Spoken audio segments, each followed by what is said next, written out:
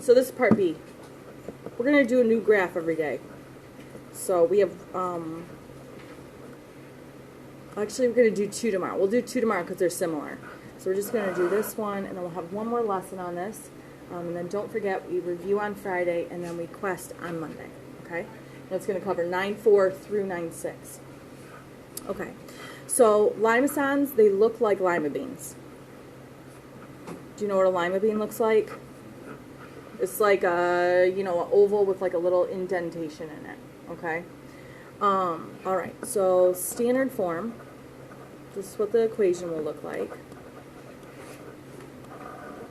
We have r equals a plus or minus b cosine theta, and r equals a plus or minus b sine of theta. Okay, so now think about what a rose curve looked like. So yesterday you learned about rose curves. Rose curves just look like some coefficient a in front of cosine n theta or sine n theta, right? So this one has an additional constant being added to your equation, okay? A cannot equal b in order for you to have a limacon.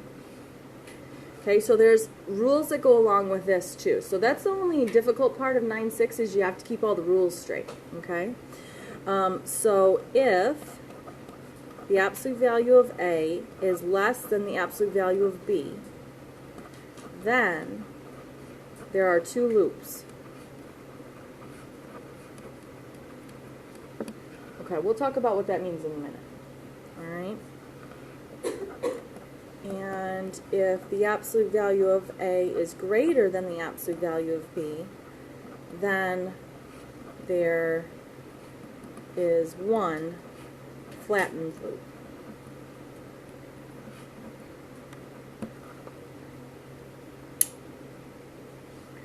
Okay, so let's just take a look at what that would look like. What would be the difference? So we'll call this example 1.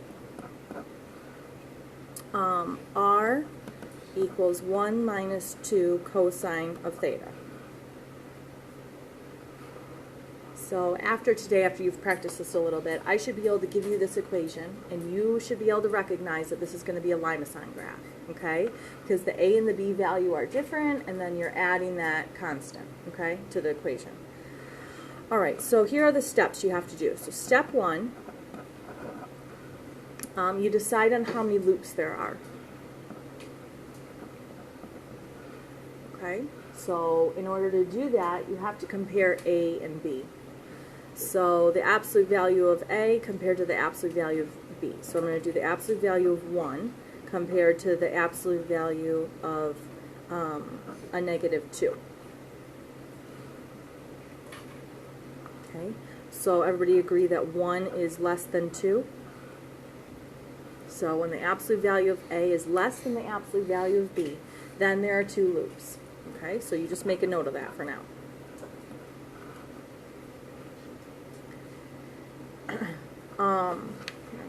Okay, so then there's step 2.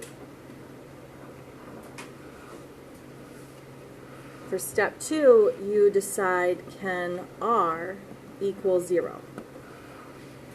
Okay, now this tells you whether or not the graph goes through the pole. All right, so we're going to make a note of that. So you're finding whether can the graph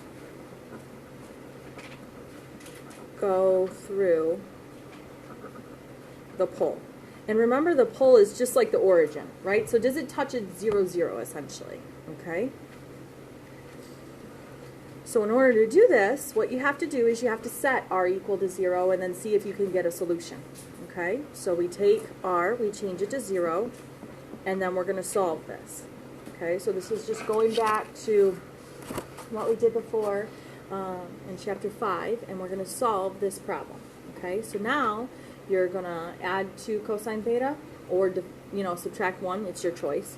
So 2 cosine theta equals 1, and then divide by 2. So you get 1/2. So is cosine 1/2? Is there a location where it is 1/2? Yes, and where is that? pi over 3, and 5 pi over 3, okay? Okay, so this means that this graph goes through the pole. So this is a yes. All right, you ready for step 3? Okay, thank you. So step 3, I don't want to go too fast, I'm like nervous now. Yeah. So does it means, is it going to touch at the origin? Is it going to touch at, remember the pole on the polar graph is like at 0 degrees or 0, 90 degrees. You can think about it anywhere, but it's where those axes intersect. I'm going to show you. Okay, these graphs are going to be a little strange, but we're just gathering all the information before we're able to graph it yet. Okay, step 3, you evaluate. That's not how you spell evaluate. Evaluate. Either sine or cosine, depending on what you've been given, at -1, 0, and 1. Okay, so this is what you do every time. So, we're just going to plug in each one of these for theta, okay? So, the first thing we do is r equals 1 minus 2 times a -1. Okay, so what I did there is replace cosine of theta with a -1. You just make that substitution. Okay, then you evaluate this, you find your r. So 1 plus 2 is 3. Okay, now you got to think to yourself, where is cosine -1? Don't think too close to yourself. Let me know what you think. What do you think? Where is it? -1? At pi, right? So this just created an ordered pair. Okay, so remember, these polar coordinates have a directed distance of r, and then they have a theta value, which is the angle. So this creates the point 3 pi. Now you have to evaluate r equals 1 minus 2 times 0. So now you're plugging in cosine of theta equals 0. So we're making that substitution. Now if this were sine, then I would be plugging it in the same way, but I would have to think about the angle for sine rather than cosine. Okay. So now we get 1. So where is cosine 1? At 0. So I get 1. No, is it at 0? Where's cosine 0? Pi over 2. And 3 pi over 2. There's 2 locations here. Okay? So it creates 2 points. 1 pi over 2 and 1 3 pi over 2. Okay? I know this seems really odd. Okay? This does not feel right. I get it. Okay, so now we're going to do one more. We have to evaluate at 1. So 1 minus 2 times 1. All right, so now we're taking cosine of theta and replacing it with a 1.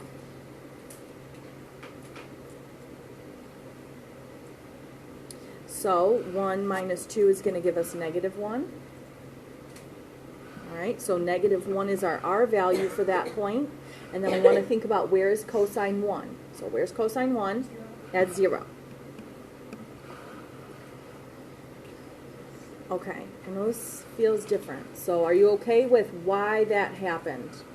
How we plugged in -1, 0, 1. We got our r value, and then you have to think about at what angle is that occurring. Okay? Now, here's what I'm going to tell you. These values are the same every single time, right? Because you're always evaluating -1, 0, and 1. So if it's cosine, these are going to be your direct or your angle every single time because that's not going to change. Okay? Now we're going to graph it. It's going to feel even more different. All right? So I don't think I have enough room in this little area. So maybe you do, but I'm going to put this on a different page. Okay? So let's just do what we did yesterday, and we're just going to draw in, we're going to imagine what that, polar graph looks like. We're going to imagine also that we have those concentric circles going on, okay? And you'll get those on the quest, all right? So it'll be a little bit easier to graph. Okay, so here's some information we found. First of all, I'm going to put these little hash marks here.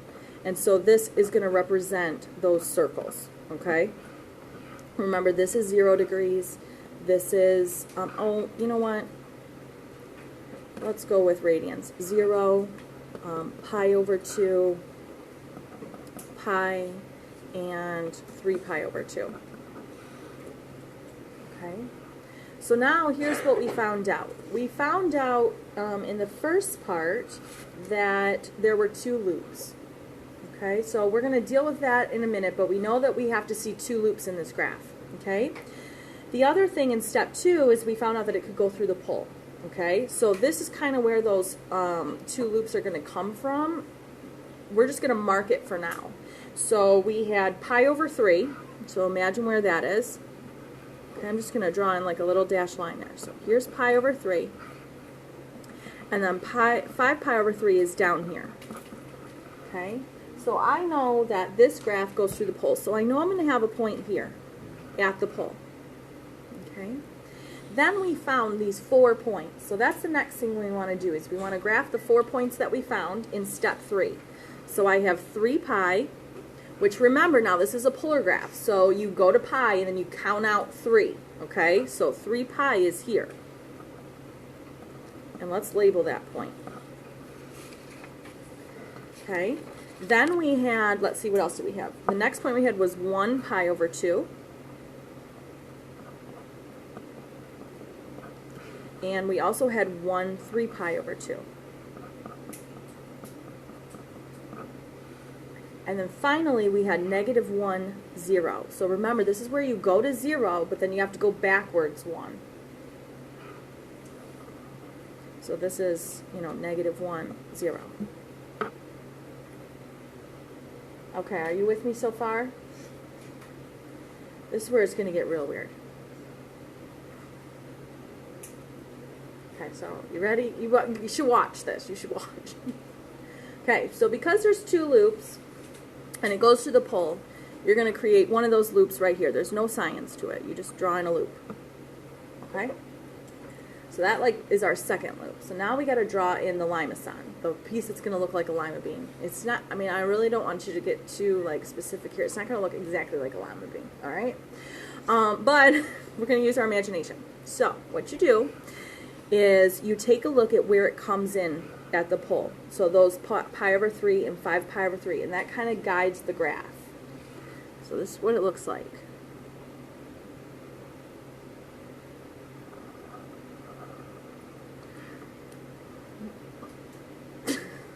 How do you feel about that? It's weird. It's really weird. Okay? But that's what it looks like. Yes. Yeah, there is none. I couldn't tell you. I couldn't tell you, honestly. It's going to prepare you for calculus. Right? Yeah, so there you go. And now where is he going to use it later on? He's not. Yeah, if he's a math teacher, he could teach pre-calc, and then he could use it. Okay. I put all that on the video. Oh, wow. Right? It's the truth. You might as well just say the truth. Now, how do you feel about what just happened there? Yeah, it is a little uncomfortable because it looks so strange, right? If there was only one loop, then the only difference here is that you wouldn't have this little guy inside here, okay? So it almost kind of looks like a heart, okay, which we're going to talk about tomorrow when we talk about cardioids. They're going to look similar, okay? They're heart-like too. Yes?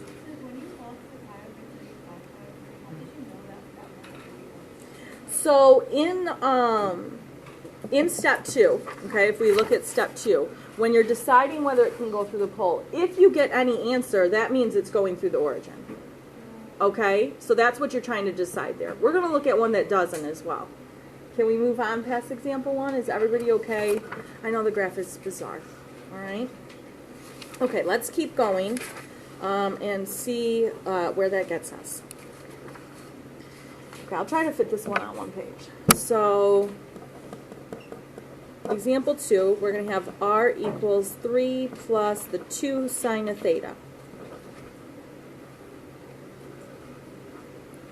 Okay, so we're going to go through those same steps again. So it's the same steps every time.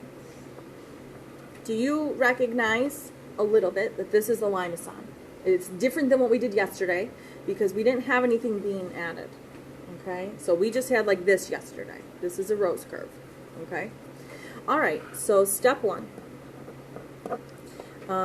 You are going to decide how many loops it has. So we compare the absolute value of 3 to the absolute value of 2. So 3 is greater than 2. So what is it going to have? One flattened loop.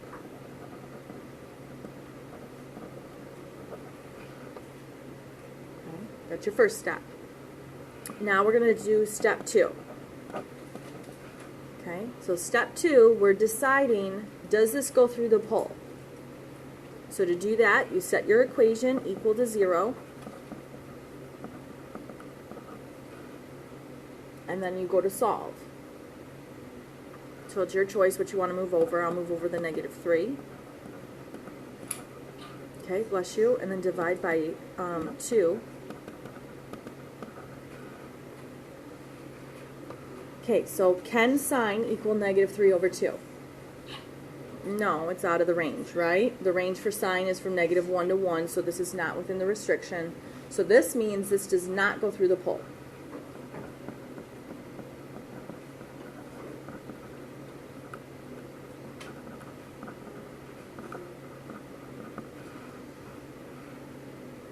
Okay, now we're on step 3.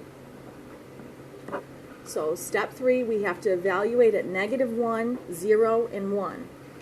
So let's start at -1. We have 3 plus 2 times -1. So you're replacing sine with -1, 0, and 1. So we get 1 here. And now we have to think about where is sine of theta equal to -1. That's what we're thinking about. So where does that occur? At 3 pi over 2, yes. So our r was 1, and our angle is 3 pi over 2. Okay, now we're going to do the same thing, but with 0. So we get 3. Okay, now we ask ourselves, where is sine 0? This is 2 locations. So 3, 0, and 3 pi. Now we're going to do the same thing with 1. So we get 5 there. Okay, so now we ask ourselves, where is sine 1? Which is pi over 2. So this point is 5 pi over 2. We have an r value, we have an angle. Okay? Are you okay with gathering the information? Are there any questions on how to gather the information? Okay, well then it's time to graph. Alright, so let's go ahead and draw that in. 0, pi over 2, pi, 3 pi over 2. Alright, let's make our tick marks.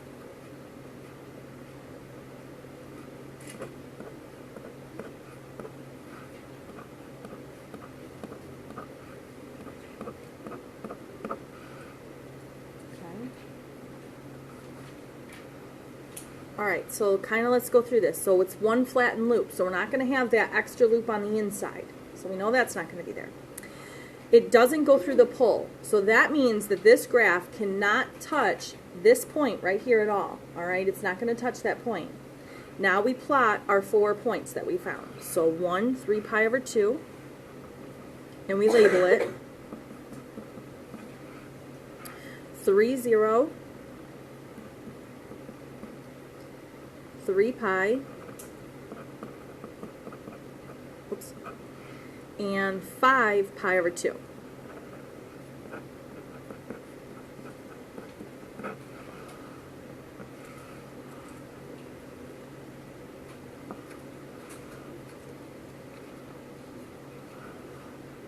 Okay, now this is going to look like one flattened loop.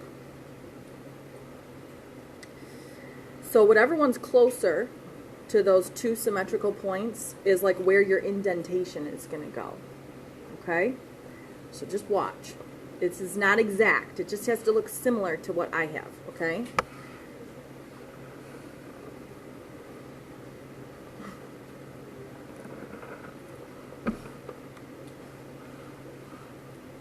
Okay, now you try.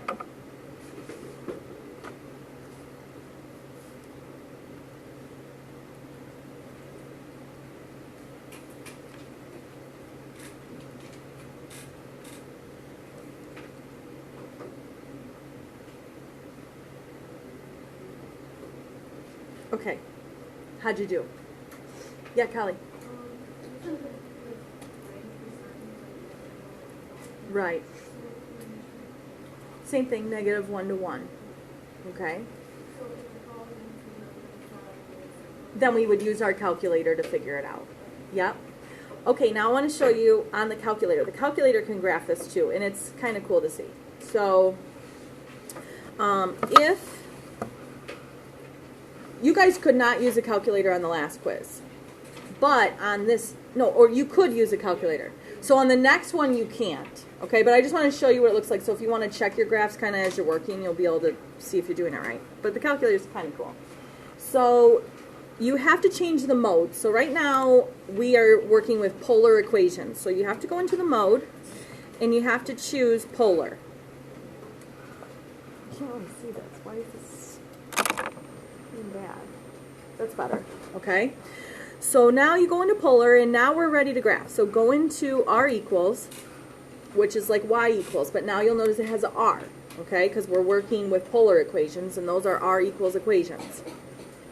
So now just type in what we had. So 3 plus 2 sine of theta. Theta is just like X. So depending on what you're in, whether you're in function, parametric, polar, or so on, it will change it for you. Oh, so if you press X, yeah, you'll get a theta. Okay, and now you graph. And there you go. There's your lima bean. This looks more lima bean-like than mine, right? But that's okay. All right. If we do the last one, what did we have before? We had, what was that first equation? 1 minus 2 cosine. We can see those two loops, and we can kind of see it coming in at pi over 3 and 5 pi over 3. Kind of cool. Okay. You could also graph the rose curves that you did yesterday. Like we could just put one in. So let's say 2 sine of 5 theta. Kind of neat. Okay. So you can check your work this way, but you're not going to be able to use this on the test because it will do it for you. Okay. And that's not really me being able to test you. So, do you have any questions?